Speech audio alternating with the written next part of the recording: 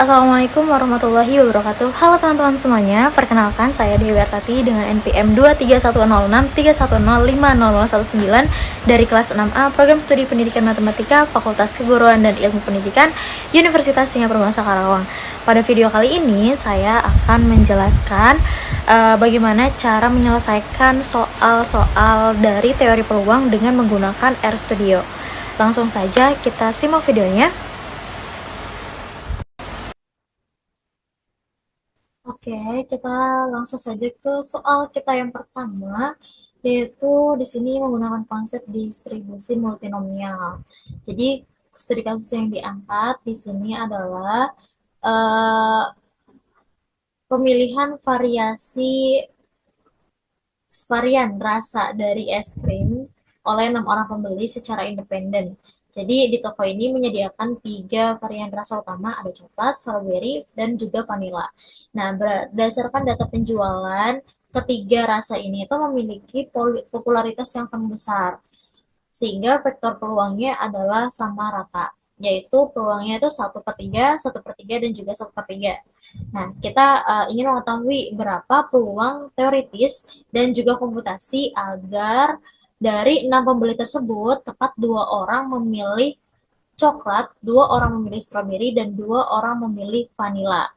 Nah, lengkap di sini kita bisa menuliskan di RStudio itu distribusi multinomial, kasusnya itu pemilihan rasa es krim oleh 6 pembeli, kemudian vektor X-nya itu menyatakan uh, jumlah pembeli per varian rasa, 2 coklat, 2 strawberry, 2 vanila tadi, seperti yang saya sebutkan tadi di soalnya. Kemudian vektor probabilitas itu menyatakan peluang masing-masing rasa yang bernilai sama rata. Terus langsung aja kita menuliskan kode di sini D multinom X sama dengan C 2,2,2, probnya itu C 1/3, 1/3, 1/3 tadi kan. Nah, kita langsung saja coba di running.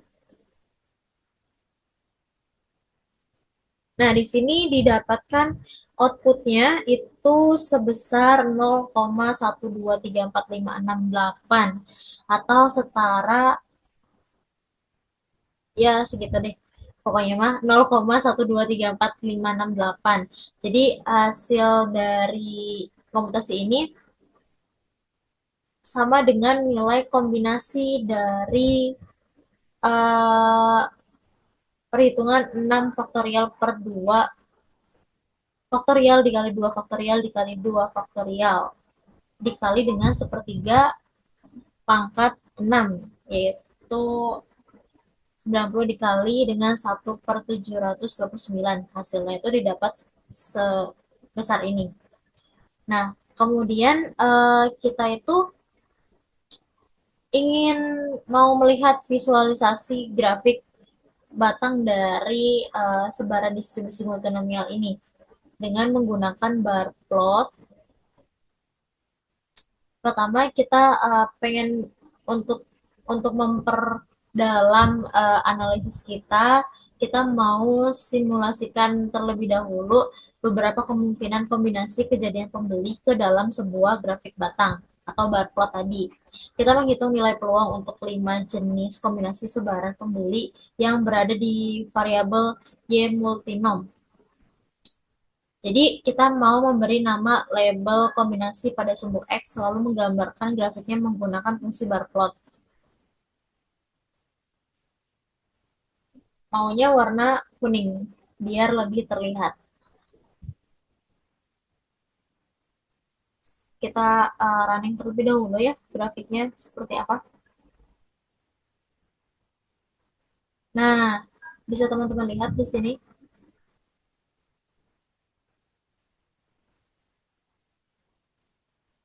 Batang pertama di sini tuh menunjukkan kombinasi ideal kita, yaitu 2, 2, 2 dengan nilai peluang tertinggi mencapai belasan persen. Sebaliknya, semakin tidak seimbang kombinasinya, terutama kombinasi ekstrim di 6,0,0, di mana semua orang hanya memilih rasa coklat. Grafik batangnya terlihat sangat pendek mendekati nol. Jadi ini tuh membuktikan secara visual bahwa pada tingkat popularitas rasa yang sama rata, kejadian di mana pembeli tersebar secara merata jauh lebih mungkin terjadi dibandingkan kejadian yang berat sebelah. Seperti itu.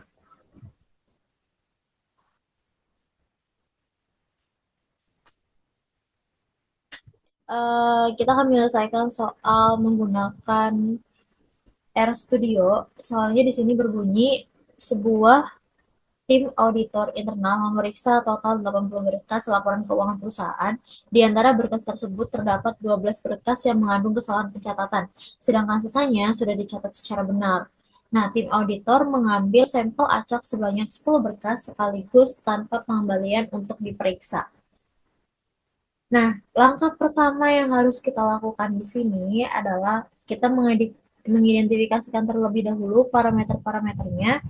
Eh, yang pertama, total populasi di sini kita simbolkan sebagai N, yaitu N sama dengan 80, kemudian jumlah berkas yang catat atau mengandung kesalahan, itu M sama dengan 12, kemudian ukuran eh, eh jumlah berkas yang kondisinya baik atau benar. Berarti kan N dikurangi M itu sama dengan 68 berkas. Dan terakhir itu ukuran sampel acak yang diambil sekaligus oleh auditor adalah kita simbolkan di sini tuh N kecil sama dengan 10. Nah, secara teoritis kan kita ingin mencari peluang dari tim auditor untuk menemukan tepatnya M sama dengan 2 berkas yang salah di dalam sampelnya. Nah, kita bisa menggunakan PMF dari distribusi hypergeometrik dengan rumus kombinasinya itu kan eh, P X sama dengan 2 sama dengan kombinasi 2 dari 12, kemudian dikali dengan kombinasi 10 dikurangi 2 dari 68 per kombinasi 10 dari 80. Nah, pertanyaan kedua dalam studi kasus ini itu berapa peluang tim auditor menemukan lebih dari 2 berkas yang salah di dalam sampel, atau secara matematis bisa kita tuliskan berarti kan X-nya itu lebih dari 2. Nah, apabila kita ingin menuliskannya ke dalam notasi sigma, kita harus menjumlahkan jumlah titik dari M sama dengan 3 sampai batas maksimumnya. eh, Batas maksimum dari sampel ini adalah 10. Berarti kan sigma M sama dengan 3 sampai 10, kemudian kombinasi M sampai 12 dikali kombinasi 10 dikurangi M dari 68 per kombinasi 10 dari 80. Nah, tentunya kalau misalkan kita mau menghitung M dari sama dengan 3 sampai M10 itu kan pasti sangat panjang.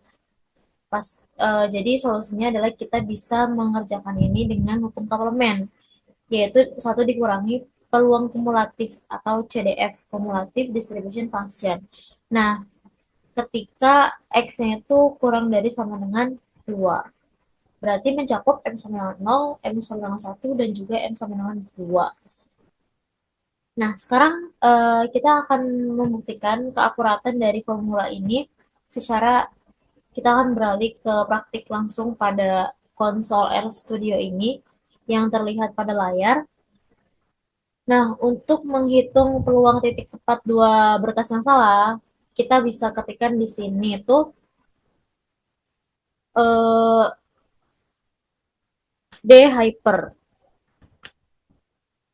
D hyper 2, 12, 6, 8, dan 10. Ini tuh eh, M, N,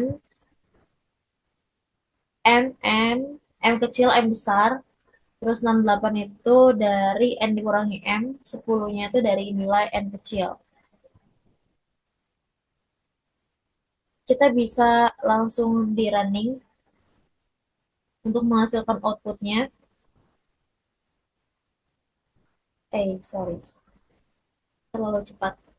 Uh, Ulang. Kita, bisa teman-teman lihat ya di bagian bawah sini.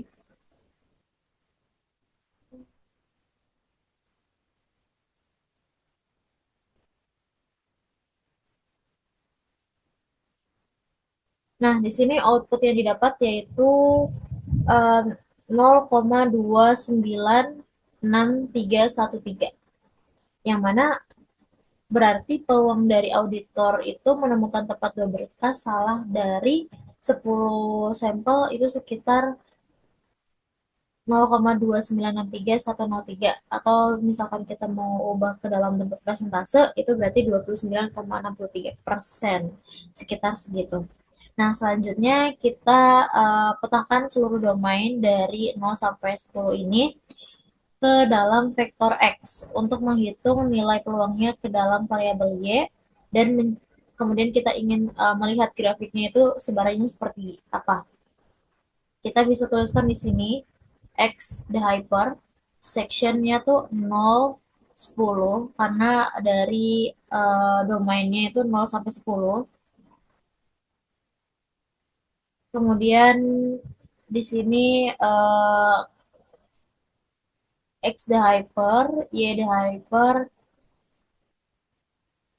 dengan ininya tuh mengambil 12, 6, 8, dan 10. Terus karena kita ingin melihat grafiknya itu seperti apa, kita bisa panggil prompternya tuh bar plot Y di hyper, dengan colornya kita mau warna kuning. Kita coba running. Nah, domain di sini dari 0 sampai 10. Selanjutnya,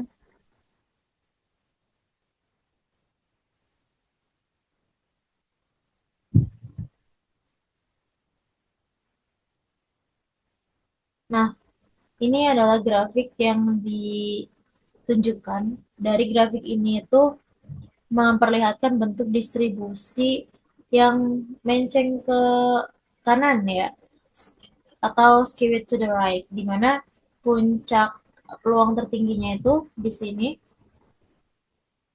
berada pada titik M sama dengan 1 sebesar di sini 35 lebih sedikit, yaitu 35,91%. Dan juga yang kedua itu ada di M sama dengan 2 sebesar 296,3%.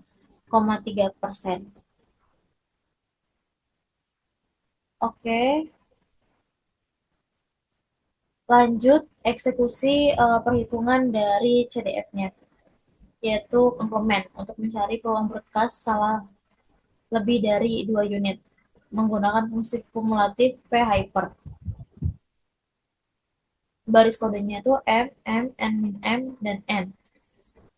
Terus ininya 1 dikurangi p-hyper.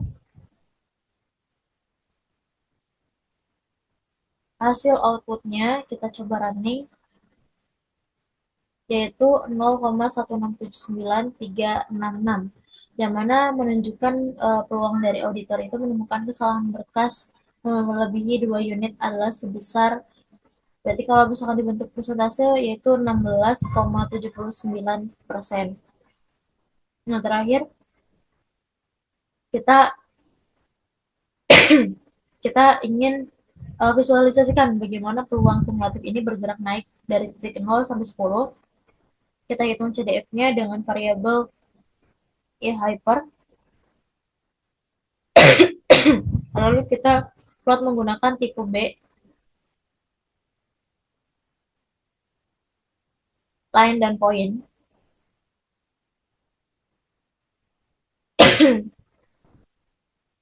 Nanti di sini X hyper.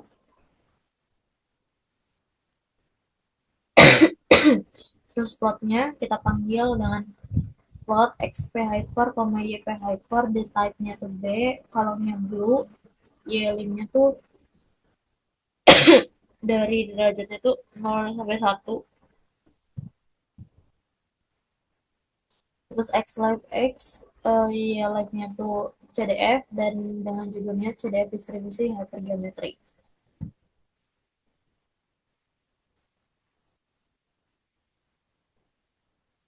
Nah, muncul grafiknya seperti ini.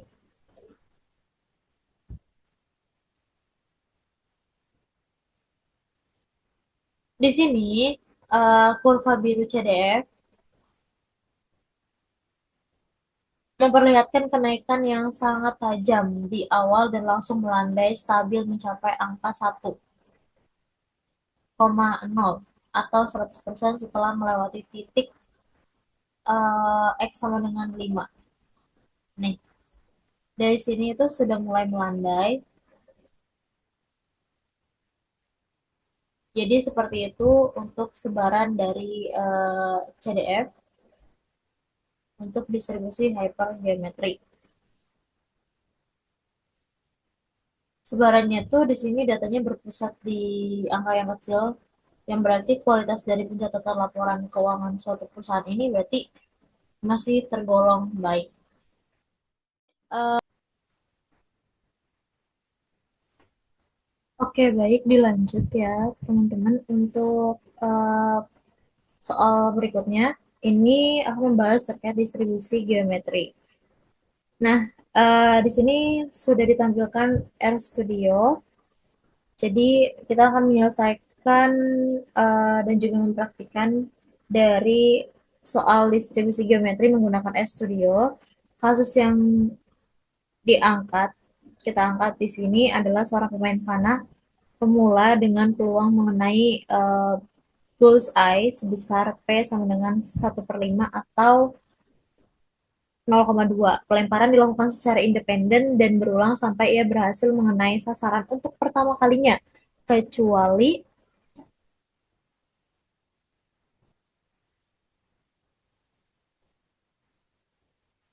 kunci utama dalam membaca kode R untuk distribusi ini adalah R itu selalu menghitung jumlah kegagalan X-nya dan bukan jumlah lemparan. Itu sebagai nilai K. Kemudian rumus hubungannya adalah X sama dengan K minus 1. Langkah pertama adalah kita menghitung peluang titik atau PMF terlebih dahulu. Bisa dilihat ya teman-teman di sini kita bisa menuliskan diagram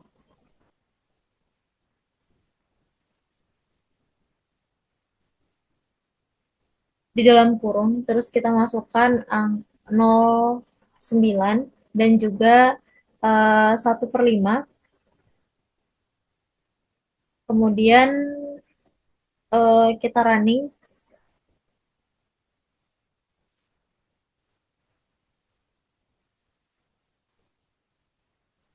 Wait.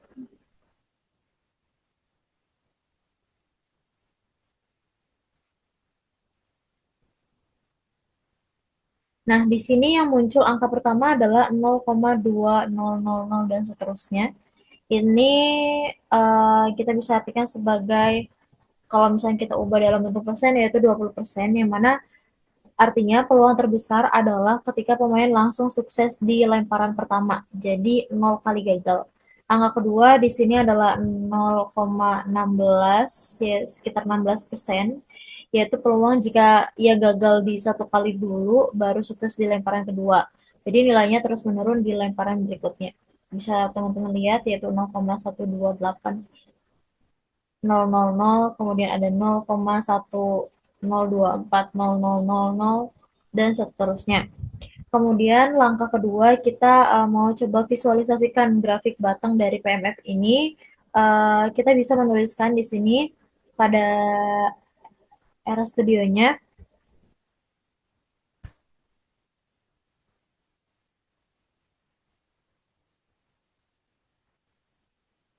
Yang pertama di sini X di geom sequence 0,20 by sama dengan 1 X di geom. Jadi pada baris ini itu kita membuat urutan angka kegagalan dari 0 sampai 20 dan disimpan di variabel X di geom. Nah, kemudian di sini ada Y di geom, X di geom, kita panggil lagi X di geomnya, kemudian 1/5 Y di geom. Jadi pada baris ini tuh kita mau menghitung peluang titik untuk semua angka di variabel Y di geom. Kemudian Di baris berikutnya, kita memerintahkan mau membuat grafik batang. Nah, di sini kita pengen warnanya tuh warna merah. Jadi kita bisa masukkan kode bar plot, ya di geom dengan colornya kita mau warna merah. Terus dengan judulnya PMF Distribution Geometry, X-Lab-nya tuh jumlah kegagalan sebelum sukses dan Y-Lab-nya tuh sebagai peluang. Kita bisa running dari sini.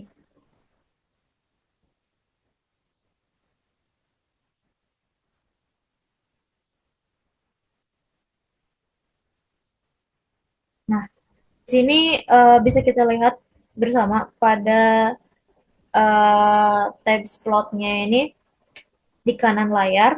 Jadi grafik batang merah ini menjulang tinggi ya di awal, kemudian lalu turun tajam juga ke arah kanan, yang mana ini membuktikan secara visual bahwa semakin banyak kegagalan di awal, maka peluang untuk sukses tepat di lemparan tersebut akan semakin kecil. Selanjutnya, langkah berikutnya adalah kita mau menghitung dan memplot peluang kumulatifnya atau CDF. Kita mau tulis di sini X Pigeon, terus sequence 1 20 by sama dengan 1 X Pigeon. Kemudian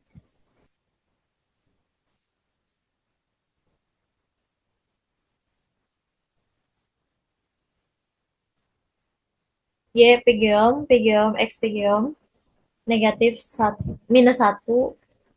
1/5 Pigeon. Kemudian kita di sini tuliskan kode, membuat plot CDF tipe B dengan warna di sini mau merah lagi aja,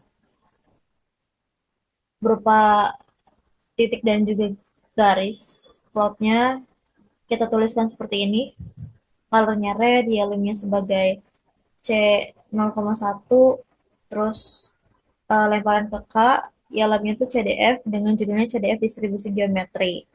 Nah, di sini tuh kita ingin melihat uh, total akumulasi peluang dari lemparan ke 1 sampai 20, karena datanya tuh kita berupa nomor lemparan sequence-nya tuh 1,20, maka di dalam fungsi pgiom ini kita harus tulis di sini x pgiom. Nah, agar R dalam R ini bisa mendeteksi jumlah kegagalannya.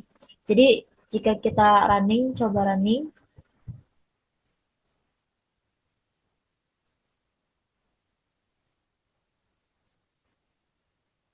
Nah, jika kita lihat grafik garis yang muncul di sini di sebelah kanan, kurvanya itu terus bergerak naik menuju ke angka 1. Pada pengamatan di lemparan ke-20, nilai kumulatifnya ini sudah mencapai hampir 1 ya, teman-teman. Di 0,9884. Bisa dilihat di output yang di sini. Jadi artinya dalam rentang ke-20 ini lemparan pemain panah itu hampir pasti sudah berhasil mengenai target minimal 1 kali, karena ini sudah hampir mendekati 1.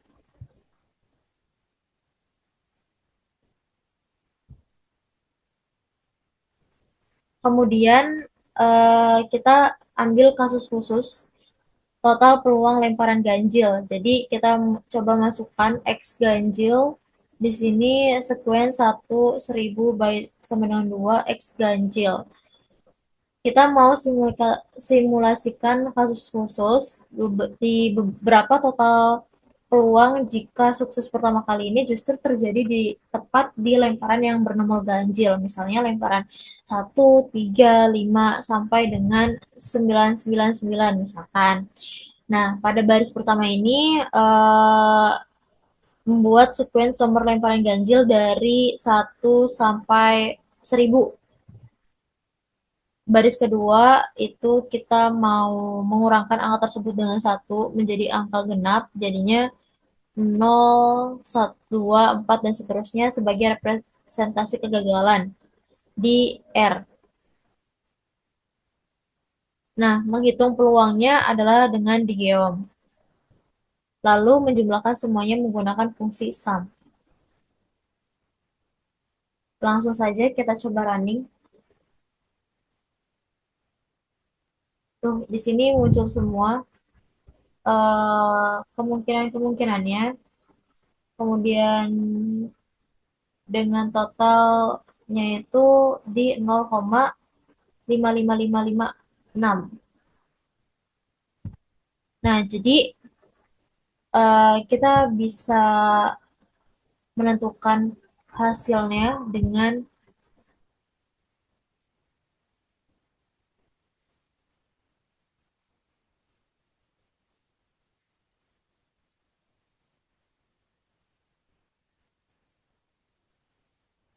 dilanjut untuk mendemonstrasikan dari soal distribusi binomial negatif. Jadi kasus yang kita ambil, studi kasus yang diambil adalah di sini soalnya berbunyi seorang pemain bola basket memiliki akurasi atau peluang memasukkan bola ke dalam ring sebesar 70% pada setiap lemparan bebas P sama dengan 0,7. Ia terus melakukan tembakan secara independen sampai berhasil memasukkan bola sebanyak 5 kali.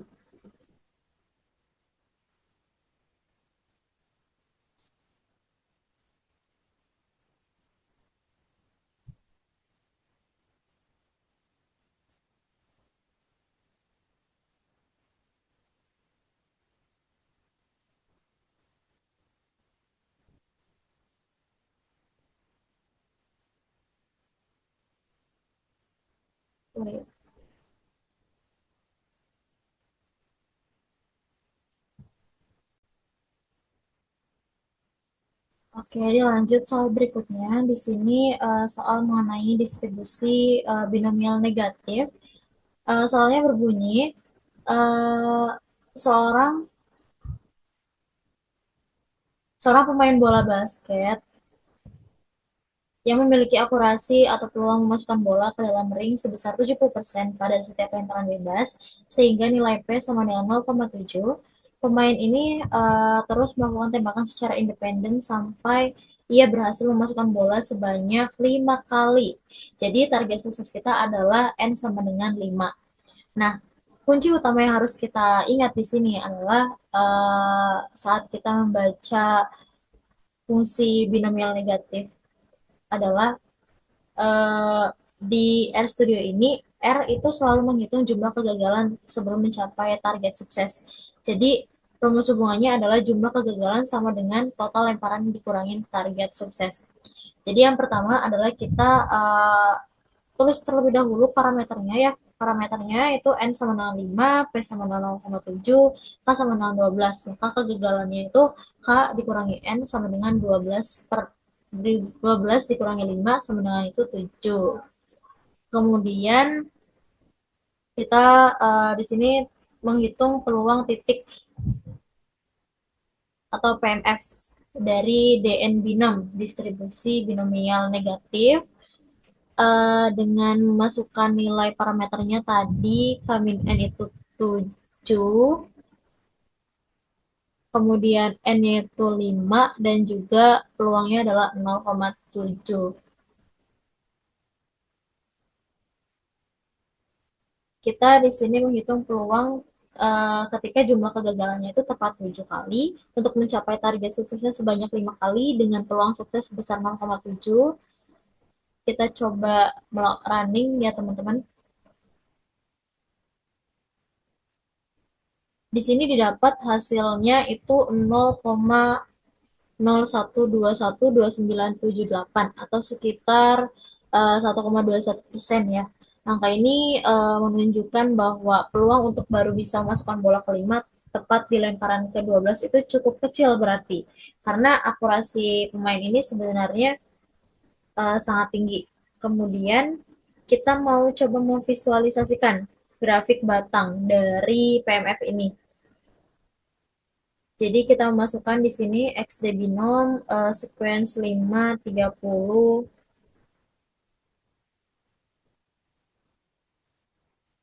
Jadi maksud dari sini total lemparannya 5 sampai 30 di variabel X dan binom. Kemudian di sini baris kedua itu menghitung nilai PMF karena datanya itu berupa total lemparan kita kurangi dengan 5. Berarti X dan binom negatif 5 agar dari R studi ini bisa membaca sebagian jumlah kegagalan. Kemudian di baris terakhir di sini kita mau membuat grafik, berarti kita masukkan kodenya itu bar plot Y de binom dengan colornya mau kita ubah ke orange.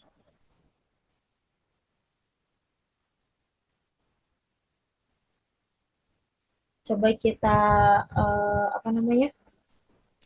Kita running ya teman-teman.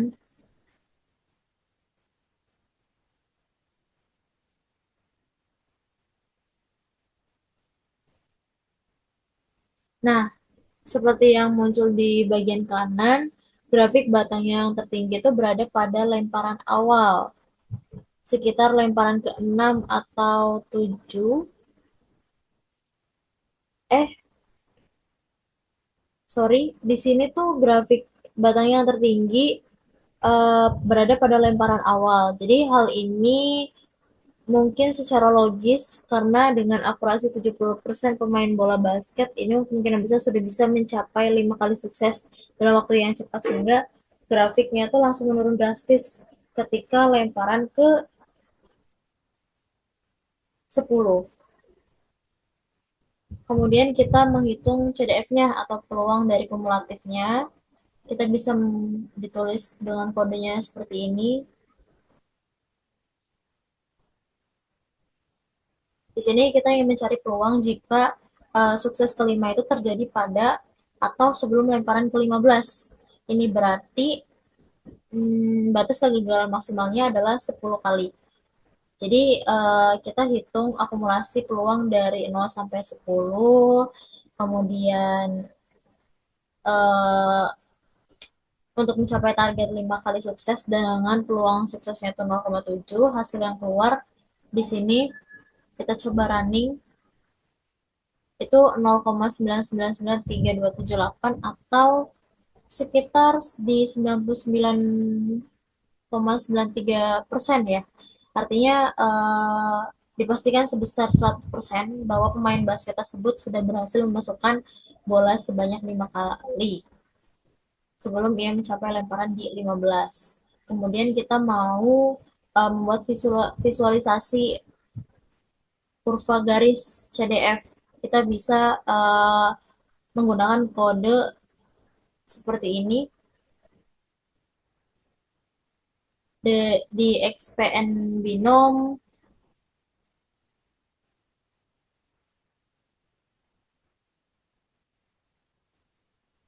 terus sekuensinya 5 seperti tadi kita cuma diganti dari PMF ke CDF, berarti di sini berubah menjadi P, kemudian membuat plot CDF-nya kita menggunakan kode plot XPN binom, YPN binom dengan kita pengen colornya red dengan type B, Y limnya C 0,1, X limnya itu X dengan judulnya CDF distribusi binomial negatif. Kita coba running.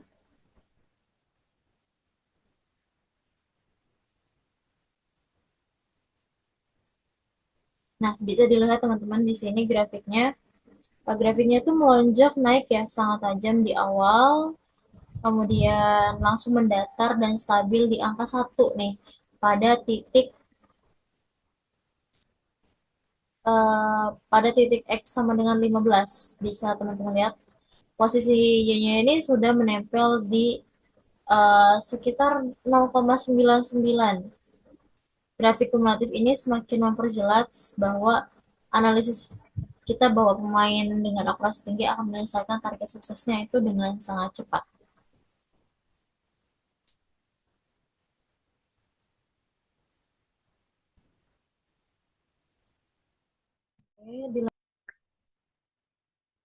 Oke, dilanjut kita ke soal berikutnya yaitu mengenai terkait dengan konsep distribusi seragam kontinu. Uh, Soalnya berbunyi, di sini mengenai waktu keterlambatan kedatangan sebuah kereta komuter dalam satuan menit di suatu stasiun. Waktu keterlambatan ini berdistribusi seragam kontinu antara 0 hingga 30 menit, artinya nilai batas bawah atau alfanya adalah 0 dan batas atas atau betanya itu 30. Karakteristik utama dari distribusi seragam kontinu adalah peluangnya itu sama atau konstan untuk setiap titik nilai dalam rentang batas tersebut. Jadi langsung saja kita buktikan di RStudio menggunakan RStudio. Jadi di sini kita tuliskan dulu kodenya, yaitu kita menggunakan PDF dan if dunif dunif x min alpha, minimalnya sama dengan alpha dan maksnya itu beta. Terus ditentukan batas minimalnya tuh 0 dan maksimalnya itu 30. Nah, da, dan if terus dengan kodenya ditulis seperti ini. Kemudian kita di sini tuh dengan kode ini kita ingin mengetahui nilai dari rentang data yang ada dengan batas minimalnya itu 0 dengan maksimalnya itu 30. Lalu kita akan menyimpan nilainya tuh di variabel y dan if. Kita coba running.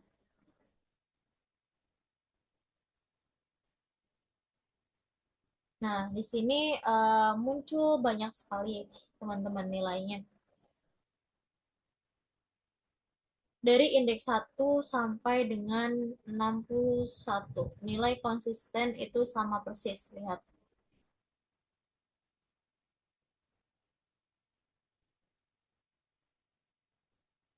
Yaitu 0,03333 atau sekitar 1/30. Nah, kita setelah melewati waktu 30 menit, nilainya itu menjatuh menjadi 0. Ketika kita mengeksekusi, kita coba lihat sebarannya melalui bar plot. Nah, di sini bisa dilihat teman-teman dari grafiknya yang berwarna biru. Bisa di zoom tidak ya? Nah, di sini tuh, wait.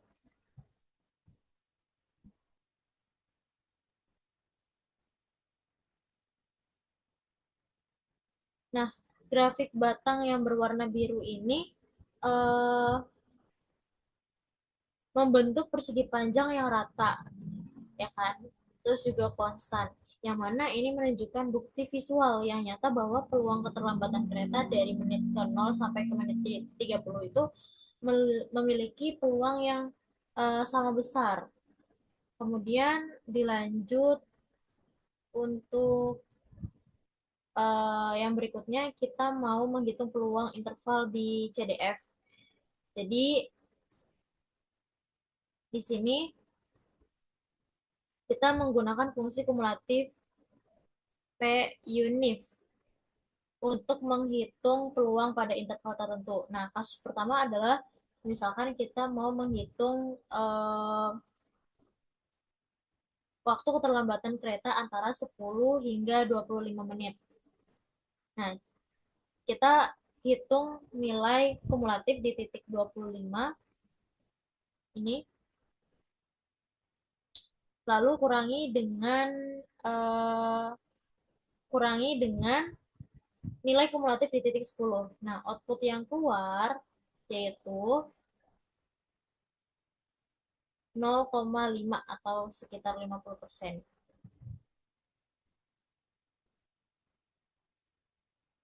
Kemudian kita coba ingin mengetahui bentuk visualisasi kurva garisnya seperti apa dengan memasukkan kode seperti ini xp unif Sequence-nya itu dari angka dari 0 sampai 50 dengan kenaikannya itu 0,5 di variabel x p unit, lalu kita hitung nilai CDF-nya ke variabel y p unit, kemudian yang terakhir kita mau memetakan ke dalam plot garis sesuai dengan uh, plot CDF. Berarti kita menggunakan plot XP unit dengan titelnya itu CDF distribusi seragam kontinu. Kita coba running.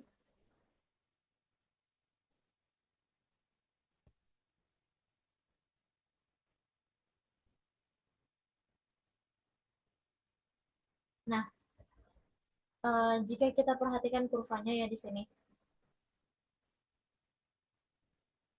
Kurva yang garis merah ini pada panel plots, grafik bergerak naik membentuk garis lurus linear dari titik 0,0 dan terus menanjak konstan sampai menyentuh angka 1,0 tepat di titik X sama dengan 30. Nah, setelah melewati menit ke-30, grafiknya tuh mendatar stabil di angka 1,0. Nah, pola pola yang linear naik ini berarti menggambarkan atau mengonfirmasi bahwa sifat dari distribusi seragam kontinu ini di mana peluang kumulatif bertambah secara konstan seiring bertambahnya nilai waktu di X.